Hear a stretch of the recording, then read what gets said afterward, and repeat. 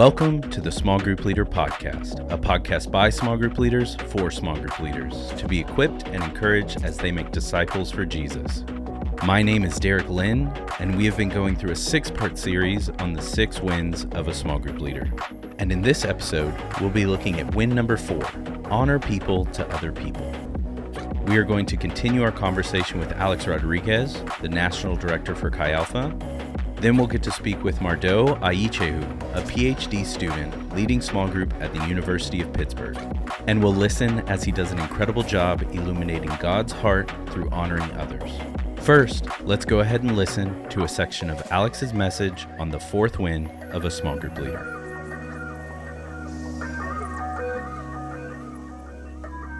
In the early 1990s, there was a scientist by the name of Dr. Emoto who conducted an experiment to observe the physical effect that music, environment, and even words had on water. So he proceeded to freeze the water to create a crystalline structure within it to better see the effects. He then separated the frozen water, which is now a snowflake at this point, into 2 different jars for experimentation. On one jar over here, he wrote something negative on it. So all the other scientists knew as they passed the jar, they were going to say something mean to snowflakes. So every morning they would go by this jar and say, "Hey, I hate you. You're the worst person in the world that I know of today. How's it being a Browns fan?" All that kind of stuff. And on this other one, they'd say something positive like, "Hey, I love you. You're the best thing in the world," that kind of thing. And they would do this for days on days. And the ones receiving positive treatment over here became a cohesive structure with remarkable beauty. They became a gorgeous-looking snowflake. But the other ones over here that were only told negative things, they actually began to deteriorate in shape. They lost color. They went from white to brown. It was fascinating. And the results proved his thesis, which was honor has a way of transforming creation into splendor. And dishonor has a way of regressing creation into sorrow. And if this is the effect of words on something, can you imagine the effect of words on someone? Honor people to other people recognizes the command in Romans 12:10. Honor one another above yourselves is not a luxury, but a necessity. It is giving weight to the image of God in someone's life. And the best small group leaders understand they will get what they celebrate. This is honoring what God is doing in someone's life by talking about it to them, talking about it to other people. And the best form of reverse gossip there is to see God do more in someone's life, which then benefits the entire community. As Dietrich Bonhoeffer once said, the day alone with God influences the day with others, and the day with others influences the day alone with God. The more we live in a community that honors the image of God in each other, the more we have a revelation of God from each other. Win number 4, honor people to other people. All right, welcome back. We are here again with Alex, the Spice of Life Rodriguez. My name is Christopher. All right, we have a different guest today. His name is Christopher, and he is a 5'9" Hispanic man. Apparently. Well, that's actually very generous of you. A little shorter than that. So this week we are hitting on the 4th win of a small group leader, honor people to other people. So we just listened to a clip, and I mean, what I got out of it was all I need to do is just point out how big a guy's muscles are, how cool their Philadelphia Eagles jersey is, and then they'll start loving Jesus, right? No, I don't think a Philadelphia Eagles jersey will ever be cool. Oh. Being from Texas myself, I'm a Cowboys fan. But we're getting close. You We're have your getting own somewhere. struggles. It's okay. We're getting somewhere. Okay, so it's not flattery. It's not just pointing out how big their muscles are or anything like that. At its very essence, what is to honor someone? Honor, biblically speaking, means to give weight. People are made in the image of God. Therefore, honor is to give weight to the image of God in someone else's life. And every time you do this, honor is like the law of inertia. Law of inertia, a body in motion tends to stay in motion. A body at rest tends to stay in rest. If you give weight to someone else's life, they can, by illuminating the image of God in their life, they continue to look more like Jesus. If you don't say anything about anyone looking like Jesus, they continue to stay wherever they are with Jesus.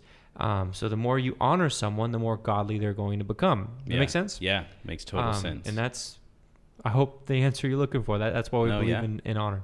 Nice. So this win isn't just honor people.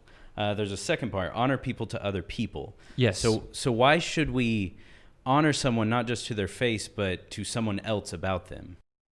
In college ministry, we're fresh from high school. Yeah. High school is the season of too much Axe body spray and what kind of flavor Sprite is going to come out next as well. It's the truth. And it's also the season of life where dishonor is kind of like dishonor is the economy of high school. Yeah. If I push you down, that's the only way to exalt myself up. Yeah. So these freshmen are coming into college, and that's what they're used to. If I push you down, that's the only way that I can exalt myself up. Yeah. When you experience the culture of honor, it's a kingdom culture that flips everything on its side. It's upside down kingdom, Yeah. It's honoring people to other people. It's talking good about people when they're not in the room. And that's just completely unheard of before, but it's godly. And I think the more we do this, honoring people to other people, the more you get what you celebrate, the more people realize this is the new norm. This is the way it should always be, because people are being honored to other people without them in the room. It's just so shocking. It's so new, but it's so kingdom. And I think at the end of the day, we're all very much attracted to this because our hearts know this is how it's meant to be. Yeah. I've heard this said before too. I've had a guy come up to me before and just like, I can't find anything to honor about this person. They're either just talk out all the time, very prideful about themselves, different stuff like that. And they're just like, I can't find anything to honor about them, but you say I'm supposed to honor them. What do I do? So what if you can't see something to honor in someone? I think that's a great question.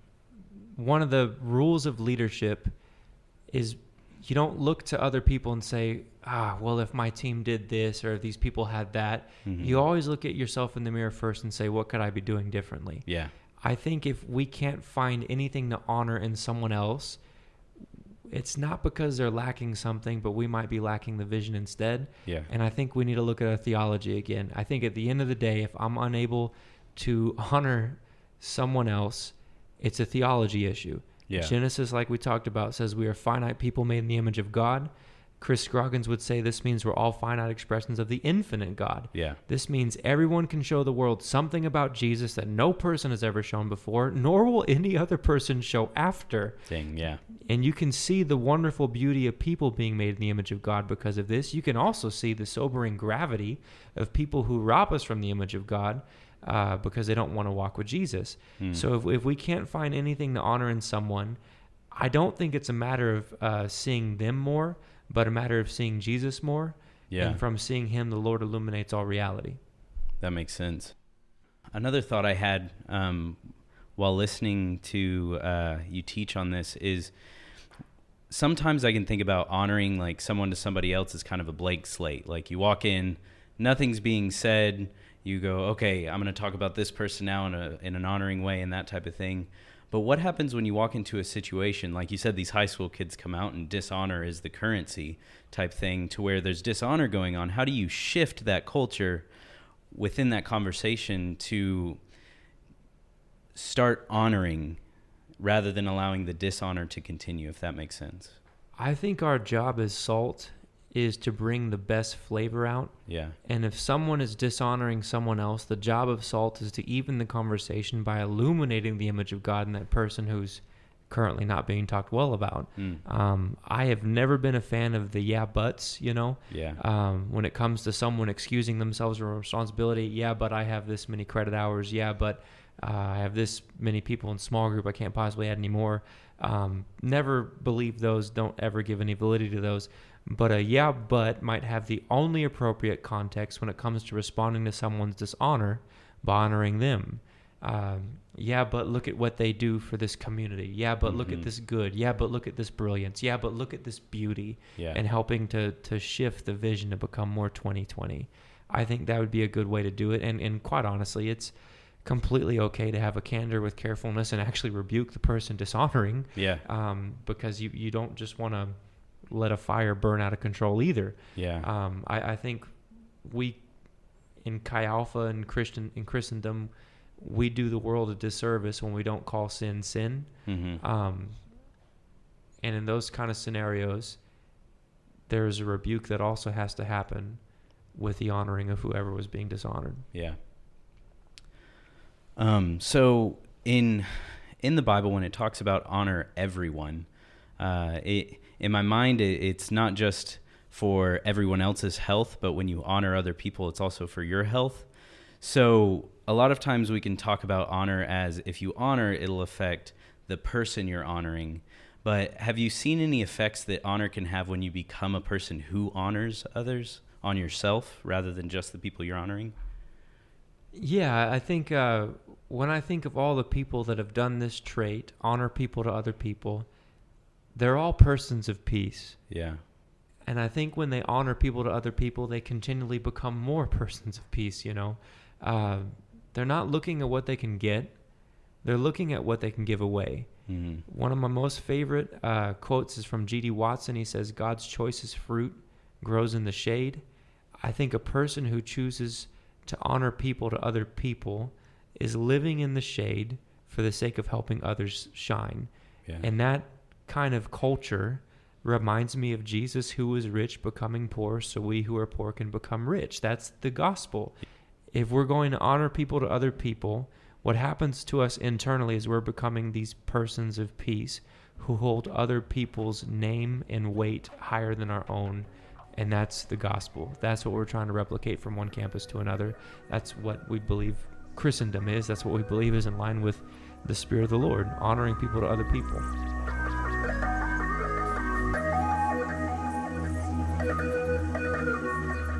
Awesome, Mardo. I'm so excited to have you on the podcast. Thank you for being here. Thank you, Derek. I'm really happy to be here. It's truly a pleasure. So let's get started with learning a little bit about you. Can you tell us a little bit about yourself, where you're from, and how you ended up at the University of Pittsburgh? Yeah, so my name is Mardo Ayitchehou. I am a ph.D. student in economics at the University of Pittsburgh.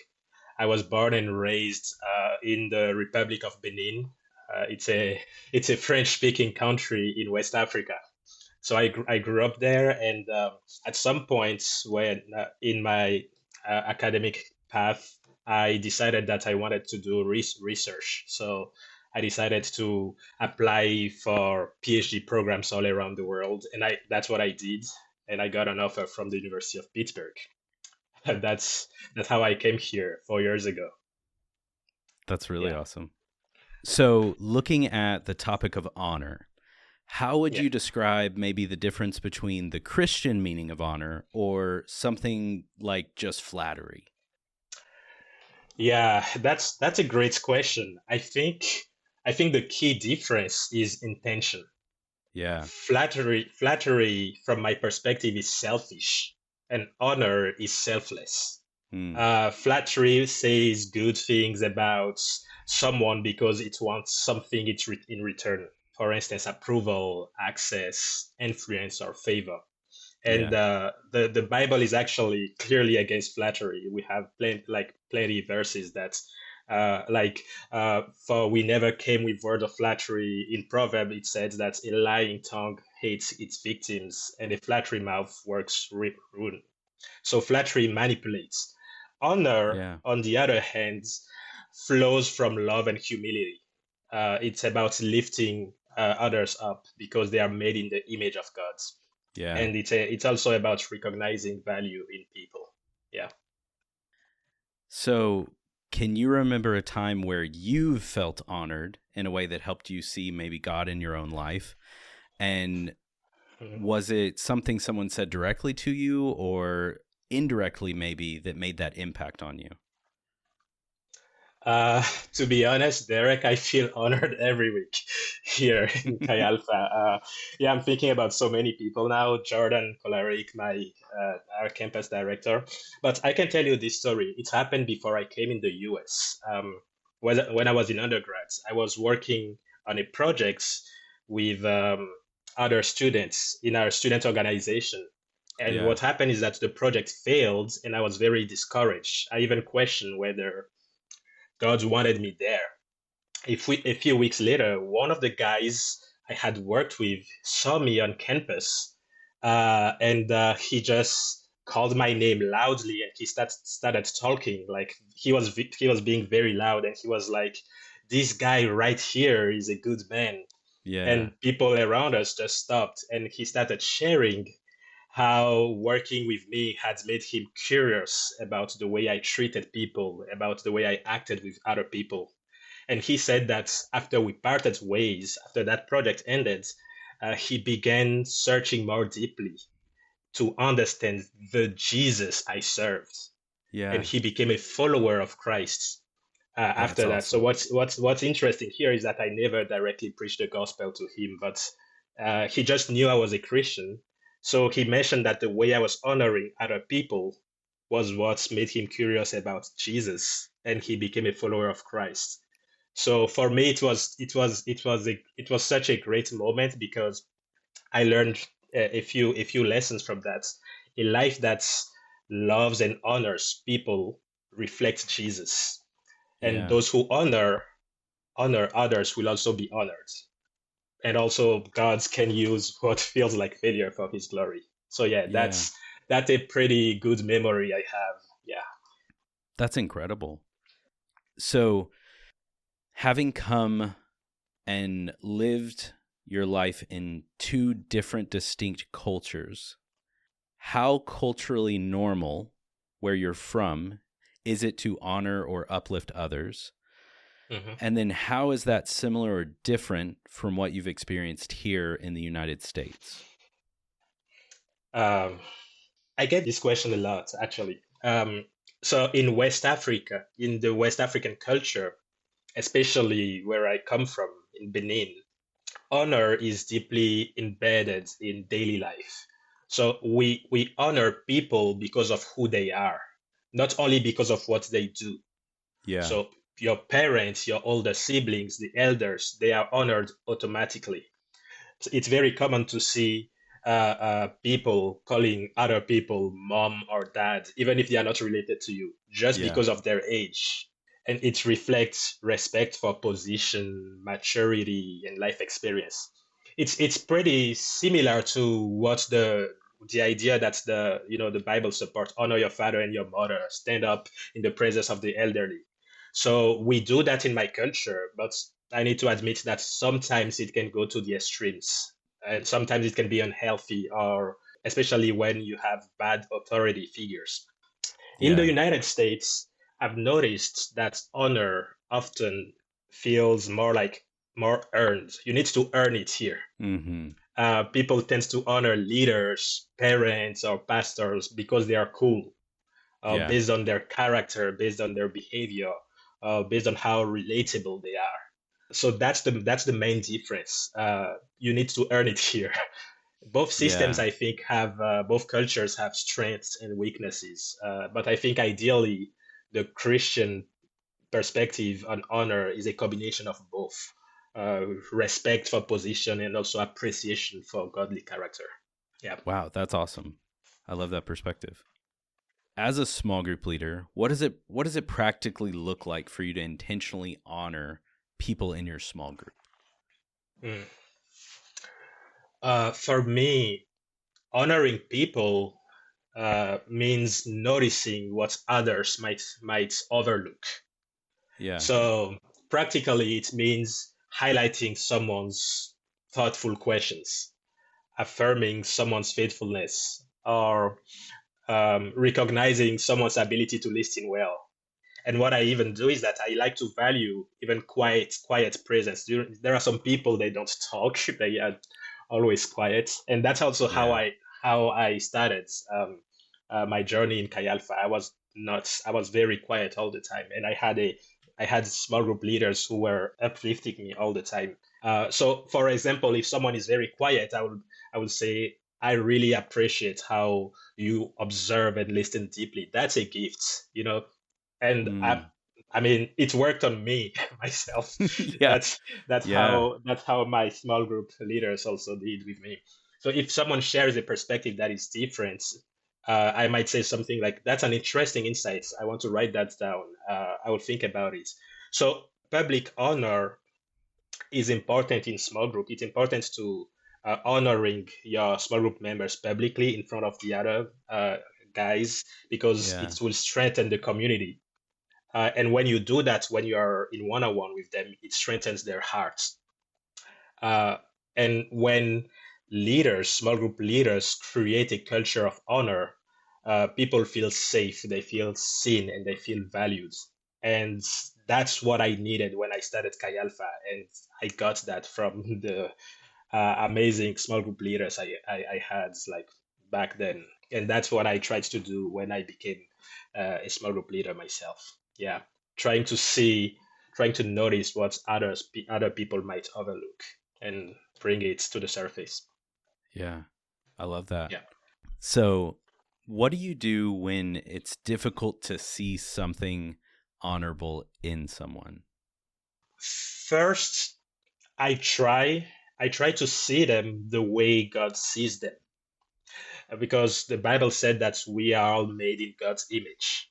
All of them, Mm, even the people who don't seem to have anything honorable in them, they're also yeah. made, or they were made in God's image. So that alone makes them worthy of dignity.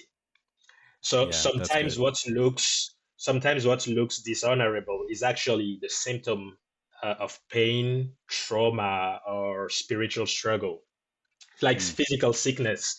Uh, just like physical sickness has symptoms, emotional or spiritual wounds do have symptoms too. So when I struggle to see something honorable, I ask God for His perspective. I pray for the person, and I try to understand their story. And usually, when you try to understand their story, then they will tell you things about their life, and then in your mind, you will be like, "Oh, that's why they are like this. That's why they are that quiet. That's why they are rude. Or that's why you try to understand their story." And this is, I think, what's the most important from my perspective is like you try to honor the potential God has placed in them. mm, You try to have faith for them, because faith is the ability to see. It's almost like if you're seeing a reality that is a different reality than what you're currently experiencing, right? It's the same thing when you're working with people. God can open your eyes so that you can see their full potential, what they are called to do. And because of what you see in them, you honor them, even if it's yeah. not currently manifested in their life. Yeah. And think about also how the Bible said that God showed his love for us in that while we were still sinners, he died for us. There was Mm, nothing honorable in our life, but God still honored us by loving us before we even changed. So yeah. that's how. So we can reflect the same grace when it comes to the people that we minister to. Yeah, I love that. It reminds me of a quote by E. Stanley Jones again, Yeah. where he said, "You give somebody a crown and watch them grow into it." That Yeah. type of demeanor or mindset of like, there's something there, and the only Yeah. thing keeping it from being there is you not realizing it's there. So Yeah. to call those things out in somebody, Exactly. it Yeah. actually helps them recognize it and grow into it. So, how has learning and practicing to honor others shaped you internally in your walk with God? Um, Yeah, I think learning and practicing to honor people um, have made me more humble, I would say. When you intentionally celebrate other people, it weakens your pride. Mm, It becomes harder to compete and easier to rejoice. yeah, that's really good. So, yeah, honor shifts your focus from yourself to others. It's less about you and more about God and other people, and what God is doing in other people, and what God will do in other people.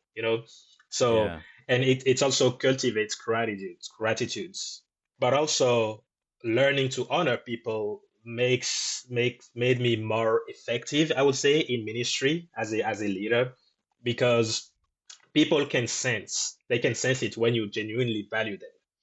And Yeah. when they feel seen and respected, they are more open to receive whatever encouragement, correction, or leadership. Mhm. So honor, like learning and practicing to honor people, from my experience, like strengthened my influence in the ministry and allowed me to be very effective, while like weakening my pride and like opening like a door for me to be more humble on a daily basis. Yeah. That's incredible. So, thinking about the people listening right now, what Mhm. would you say to a small group leader who feels maybe just awkward honoring people or worries that it might come off feeling forced? Yeah, I think first ask God to help you to see people the way He sees them. I do that all the time. Like, pray for your people, mention their name, ask God to help you see them the way God sees them. Honor begins with perspective. When you see someone as God's creation, full of potential and purpose, it becomes easier to honor them. Honor them. Mm-hmm. Second, and this is important too, don't wait until it feels natural.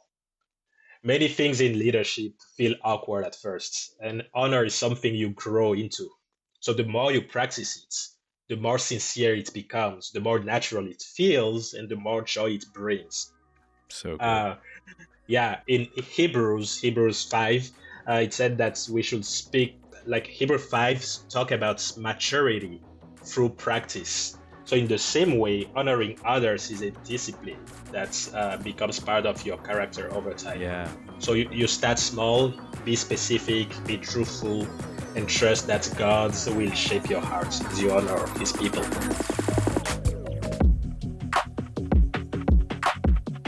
Thank you for listening to the Small Group Leader Podcast.